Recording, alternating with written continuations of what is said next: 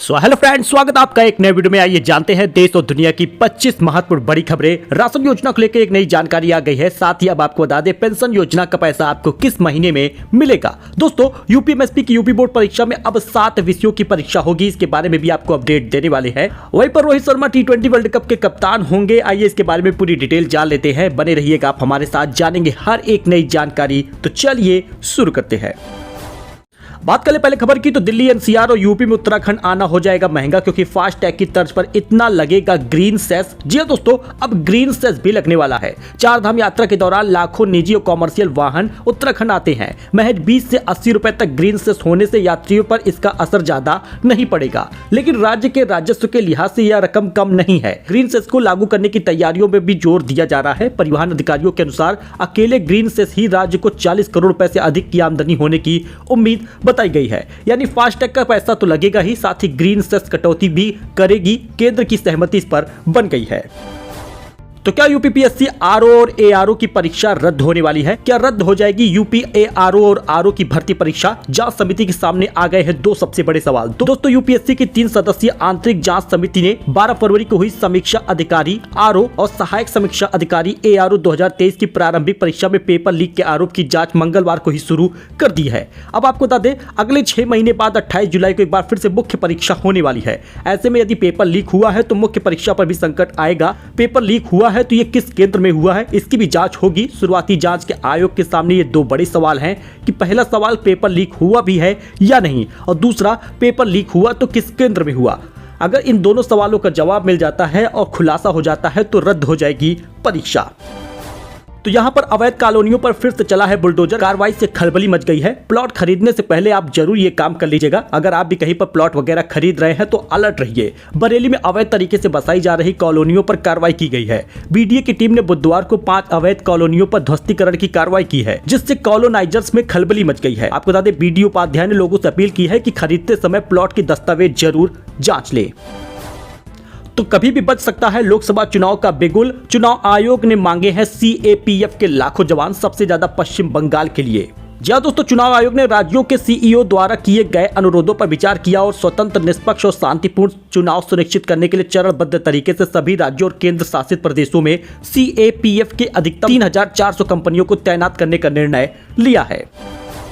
तो 275 तक गिर गया है पेटीएम का शेयर। एक महीने में आधे से ज्यादा घट गया है शेयर का भाव। आज भी पेटीएम करीब 10% तक गोता लगाकर 343 रुपए के करीब आ गया है। सुबह 355 रुपए पर खुलने के बाद पेटीएम के शेयर 343 रुपए पर आ गए हैं। या इसका असर 52 हफ्ते का सबसे लो का है। पेटीएम ब्रांड का स्वामित्व रखने वाली कंपनी 197 कम्युनिकेशन लिमिटेड के शेयरों में भी लगातार गिरावट जारी है। तो यूपी बोर्ड की परीक्षा में ध्यान दीजिएगा। अब 10वीं में अब देनी होगी 7 विषयों की परीक्षा। कक्षा 9 से होने वाले हैं बड़े बदलाव। यूपी बोर्ड परीक्षा में बड़े बदलाव की तैयारी है। 10वीं के छात्रों को अब 7 विषयों की परीक्षा बोर्ड परीक्षा देनी होगी। वर्तमान में 6 विषयों की ही बोर्ड परीक्षा होती है, जिसमें 5 अनिवार्य होते हैं। दरअसल हिंदी, अंग्रेजी के अलावा संस्कृत, उर्दू और बांग्ला आदि भाषा में इनमें से कोई एक लेनी होगी। तीनों भाषा का अलग अलग पेपर होगा। इसके अलावा चौथा paper mathematics and communication thinking का होगा। 5वां पेपर विज्ञान का होगा। 6वां पेपर सामाजिक विज्ञान का और 7वां पेपर पर्यावरण शिक्षा का होगा, जिसमें 3 अतिरिक्त विषयों का स्कूल स्तर पर ही मूल्यांकन कर दिया जाएगा। तो दोस्तों, अक्षय कुमार ने यूएई के पहले हिंदू मंदिर के दर्शन किए। ये सेलेब भी नजर आया है। जी हां दोस्तों, आपको बता दें, बॉलीवुड अभिनेता अक्षय कुमार बुधवार के दिन अबू धाबी पहुंचे। उन्होंने अबू धाबी में पहुंचकर नए बोचा सनवासी अक्षर पुरुषोत्तम स्वामी नारायण मंदिर का उद्घाटन समारोह अटेंड किया और यूएई के पहले हिंदू मंदिर में दर्शन किए। इस दौरान अक्षय कुमार आइवरी कलर का कुर्ता पैजामा पहने नजर आए। अक्षय कुमार के अलावा इस कार्यक्रम में ग्रैमी पुरस्कार विजेता संगीतकार शंकर महादेवन भी शामिल हुए। तो बेटियों पर मेहरबान हो गई है योगी सरकार। कन्या सुमंगला की राशि बढ़ा दी गई है। वृद्धावस्था पेंशन भी बढ़ गया है। अप्रैल से मिलना शुरू हो जाएगा। दोस्तों, चाहे दिव्यांग पेंशन हुई या निराश्रित या वृद्धावस्था पेंशन हुई, अब आपको ज्यादा मिलेगी। अप्रैल से ये लाभ मिलने लगेगा। अगर आपको 500 रुपए मिलता था तो 1000 मिलेगा हर महीने का। यानी वृद्धावस्था और निराश्रित महिलाओं की पेंशन 3000 हो गई है और दिव्यांगों को 45 रुपए अप्रैल में मिलने वाला है। प्रदेश सरकार ने बजट में बेटियों को खास तवज्जो दिया है। आपको बता दें, 15,000 से 25,000 रुपए कर दिया गया है, जो अब अप्रैल 17 से मिलना भी शुरू हो जाएगा। यानी 2 महीने बाद ही आपको चाहे वृद्धावस्था पेंशन हुई या निराश्रित महिला पेंशन हुई, उसकी राशि बढ़ा दी गई है। अप्रैल से आपको ज्यादा पैसा मिलेगा, यानी कुल 45 रुपए तक मिलेगा। तो रोहित शर्मा करेंगे टी20 वर्ल्ड कप में भारत की कप्तानी। हार्दिक पांड्या को दी गई है ये जिम्मेदारी, जय शाह ने किया है कंफर्म। दोस्तों बीसीसीआई सचिव जय शाह ने कंफर्म कर दिया है कि रोहित शर्मा टी20 वर्ल्ड कप 2024 में भारतीय टीम की कप्तानी करेंगे, वही हार्दिक पांड्या उप कप्तान होंगे। टी20 वर्ल्ड कप जून में खेला जाना है। रोहित की अगुवाई में भारत ने लगातार 10 मैच जीतने के बाद वनडे वर्ल्ड कप 2023 में फाइनल तक का सफर तय किया था, लेकिन रोहित ब्रिगेड की खिताबी मुकाबले में ऑस्ट्रेलिया के हाथों 6 विकेट से हार झेलनी पड़ी थी। फिलहाल जय शाह ने इसको कंफर्म कर दिया है, हार्दिक पांड्या टी20 वर्ल्ड कप 2024 में उप कप्तान होंगे। हम सभी ने देखा है कि हार्दिक वनडे वर्ल्ड कप में कैसे चोटिल हो गए, इसलिए हम सोच रहे हैं कि कप्तानी की भूमिका किससे सौंपी जाए, तो इसमें रोहित शर्मा को चुना गया है। रोहित शर्मा टी20 वर्ल्ड कप में जून में होने वाले मैच के कप्तान होंगे। तो भारत और इंग्लैंड का तीसरा टेस्ट शुरू हो चुका है। ऐसे में रवींद्र जडेजा ने भी अर्धशतक जमा दिया, तो वहीं पर रोहित शर्मा ने सैकड़ा मार दिया है। दोस्तों आपको बता दें, सरफराज के डेब्यू पर भावुक हो गए पिता नौशाद। डेब्यू कैप देख आंखों में आंसू आ गया। जुरेल के पिता ने मंदिर में पूजा की है। जी हां, राजकोट में भारत के लिए विकेट कीपर बल्लेबाज ध्रुव जुरेल और बैटर सरफराज खान ने डेब्यू किया है। भारत और इंग्लैंड के बीच तीसरा मुकाबला राजकोट में खेला गया है, जिसमें रोहित शर्मा ने सेंचुरी जमा दी है। ध्रुव जुरेल को विकेट कीपर KS भरत की जगह पर लिया गया है और सरफराज खान को KL राहुल की जगह पर प्लेइंग 11 में शामिल किया गया है। ध्रुव जुरेल के पिता नेम सिंह जुरेल ने बेटे के डेब्यू पर मथुरा के बांके बिहारी मंदिर में जाकर पूजा की। वही सरफराज खान के पिता भावुक हो गए। वह राजकोट में स्टेडियम में ही मौजूद थे। बेटे के डेब्यू के नाम पर घोषणा के बाद उनकी आंखें नम हो गई। तो पीएम सूर्य घर मुफ्त बिजली योजना शुरू हो चुका है, तो सीएम खट्टर ने जताया है पीएम मोदी का आभार। हरियाणा के मुख्यमंत्री मनोहर लाल खट्टर ने पीएम सूर्य घर मुफ्त बिजली योजना की तारीफ करते हुए कहा, पीएम मोदी की दूरदर्शी सोच के कारण भारत में 1 करोड़ घर रोशन होंगे और लक्ष्य के अनुसार उन्हें हर महीने 300 यूनिट फ्री बिजली मिलेगी। अबू धाबी से भी बड़ा अपडेट आ गया है। यूएई के पहले हिंदू मंदिर का पीएम मोदी ने किया है उद्घाटन। गर्भगृह में संतों के साथ पूजा भी की है। जी हां, अबू धाबी में पहले हिंदू मंदिर का प्रधानमंत्री नरेंद्र मोदी ने उद्घाटन किया है। इस दौरान पीएम मोदी ने मंदिर की दीवारों पर की गई नक्काशी को भी करीबी से देखा है।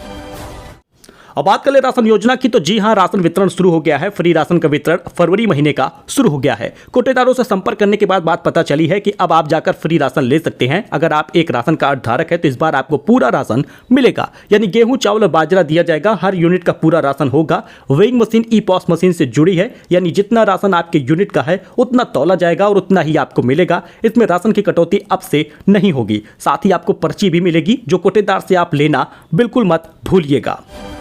वही राज्यसभा इलेक्शन को लेकर एक बड़ा अपडेट आ गया है। बीजेपी ने अमरपाल मौर्य को बनाया है राज्यसभा चुनाव का उम्मीदवार। मिशन 80 के लिए बनाया है ये खास प्लान। लोकसभा चुनाव से पहले उत्तर प्रदेश में बीजेपी मौर्य समाज के एक और नेता का कद बढ़ रहा है। राज्यसभा के प्रत्याशियों में सूची में एक नाम प्रतापगढ़ के रहने वाले अमरपाल मौर्य का भी है। तो हल्द्वानी हिंसा को लेकर एक बड़ा अपडेट आ गया है। अब्दुल मलिक के खिलाफ गैर जमानती वारंट जारी हुआ है। संपत्ति कुर्क करने की भी तैयारी में है पुलिस। हल्द्वानी हिंसा के मुख्य आरोपी अब्दुल मलिक के खिलाफ गैर जमानती वारंट जारी किया गया है। उसने बनभूलपुरा में ढहाए गए मदरसे का निर्माण किया था। उसके विध्वंस का जोरदार विरोध किया गया था। वारंट पुलिस को उसके घर की तलाशी लेने, उसे पकड़ने के लिए आवश्यक अन्य कदम उठाने की भी अनुमति दे दी है। तो आ रहा है नया वेस्टर्न डिस्टर्बेंस, बिगड़ेगा मौसम, 5 दिन तक होगी झमाझम बारिश। मौसम विभाग के मुताबिक इस समय पंजाब, हरियाणा, पश्चिम उत्तर प्रदेश और उत्तरी राजस्थान में न्यूनतम तापमान 8 से 12 डिग्री सेल्सियस के बीच रह रहा है। आपको बता दें, ताजा मौसम का अपडेट ये है कि आने वाले 18 तारीख से एक बार फिर से आपको बारिश देखने को मिलेगी। मौसम विभाग ने बताया है कि पूर्व मध्य प्रदेश, छत्तीसगढ़, पूर्वी उत्तर प्रदेश में 14 फरवरी को हल्की से मध्यम बारिश होगी, लेकिन 18 फरवरी से एक बार फिर से आपको झमाझम बारिश देखने को मिलेगी। 18 से 21 फरवरी के बीच तेज बारिश होगी। तो यूपी पुलिस कांस्टेबल भर्ती परीक्षा में कितने बजे तक एंट्री लेनी है, मोबाइल को लेकर क्या नए नियम है, आइए फटाफट से जान लेते हैं। यूपी पुलिस कांस्टेबल भर्ती परीक्षा आगामी 17 और 18 फरवरी को होनी है। सुबह की शिफ्ट वाले अभ्यर्थियों को 9:30 बजे तक और दोपहर की शिफ्ट वालों को 2:30 बजे तक जाना होगा। लेकिन यूपी पुलिस कांस्टेबल भर्ती की आगामी परीक्षा 17-18 फरवरी का एक बड़ा अपडेट ये भी जान लीजिए कि एडमिट कार्ड जारी कर दिया गया है। डाउनलोड करके उसको ले जाना आवश्यक है। और बता दें, आधे घंटे पहले ही बंद हो जाएगा प्रवेश, यानी एंट्री आधे घंटे पहले ही बंद कर दी जाएगी। डीएम ने बताया कि परीक्षा शुरू होने से आधे घंटे पहले ही भर्ती बोर्ड द्वारा निर्धारित समय पर सभी परीक्षा केंद्रों के गेट बंद कर दिए जाएंगे, इसलिए आपको जल्दी पहुंचना होगा। तो यूपी में भौकाल टाइट करते घूम रहे थे 4 फर्जी विधायक। सीएम के शहर में पुलिस ने उतारा है इनका बुखार। गाड़ियों पर विधायक लिखवाकर भौकाल टाइट करने के चक्कर में 4 फर्जी विधायक सीएम योगी के शहर गोरखपुर में पुलिस के हत्थे चढ़ गए। वे विधायक लिखवाने के साथ ही विधानसभा और विधान परिषद का फर्जी पास भी लगाए थे। तो यूपी के इस गांव के लोगों को योगी सरकार ने दिया है बड़ा तोहफा। बनने जा रहा है ये 2 सड़कें।